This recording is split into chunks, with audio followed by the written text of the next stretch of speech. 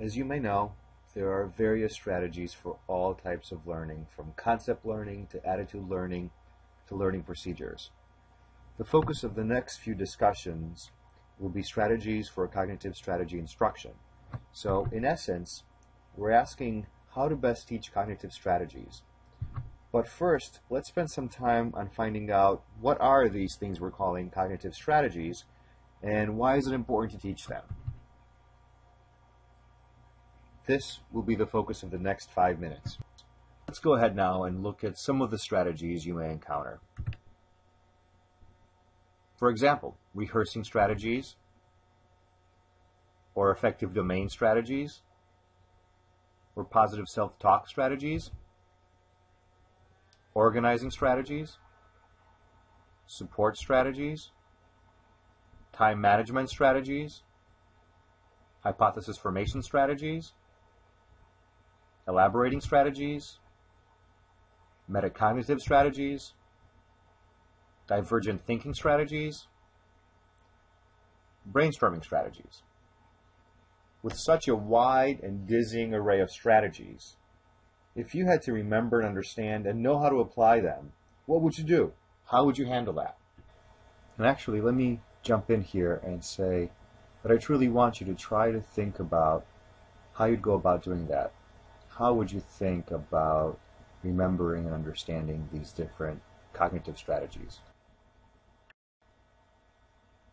While you do that, let's talk a little bit about why cognitive strategies are important. These strategies are important for a number of reasons. One of them, for example, is that they help facilitate the transfer of new information into long-term memory. Research has shown that they have positive effects in any number of situations and circumstances.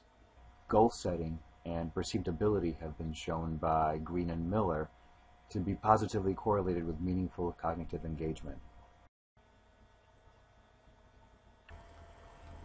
So now that you've had an opportunity to think about these different cognitive strategies, you may have come up with your own solution of how to better understand them and remember them.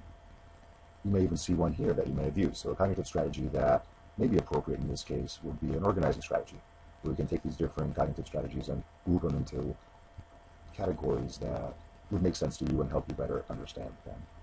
And it turns out that learners often come up with their own strategies that they use without being explicitly taught specific cognitive approaches.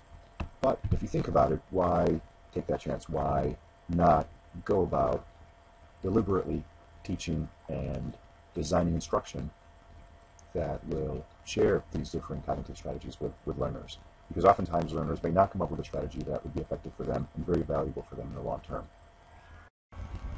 Okay, at this point we're ready to start talking about the different cognitive strategies.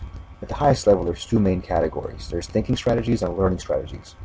If we start with learning strategies, you'll notice that the first one we discussed, organizing strategies, is right there. So we'll move that over to the left-hand side.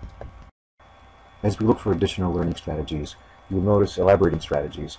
These are such tactics as mental imagery, analogies, and paraphrasing. Definitely another important learning strategy. It's a learning strategy that allows learners to establish associations between new information and previously acquired knowledge. There are yet other kinds of learning strategies, of cognitive learning strategies. One example is the comprehension monitoring strategies that are also known as metacognitive strategies. These allow the learner to really determine if they are understanding. So now we have 4 strong cognitive learning strategies. And as we look beyond these cognitive learning strategies, we are entering a realm of effective domain strategies that are sometimes called support strategies. And these really deal with the emotional and psychological attitude that is conducive to learning. Examples of these effective domain strategies include time management, positive self-talk, and stress reduction techniques. These really work in conjunction with the cognitive learning strategies. They're not mutually exclusive. They are supportive of each other. Next, we'll talk about an almost entirely different category of cognitive strategies. This is a category that is sometimes labeled as thinking strategies and includes techniques such as problem solving or generating new ideas. And these come under the umbrella or the name of divergent thinking strategies. And some examples are shown here, such as brainstorming strategies and hypothesis formation strategies. So taken as a whole, these cognitive learning strategies fall into these two main categories. On the left, you have all the different types of learning strategies, and on the right, you have the different types of thinking strategies.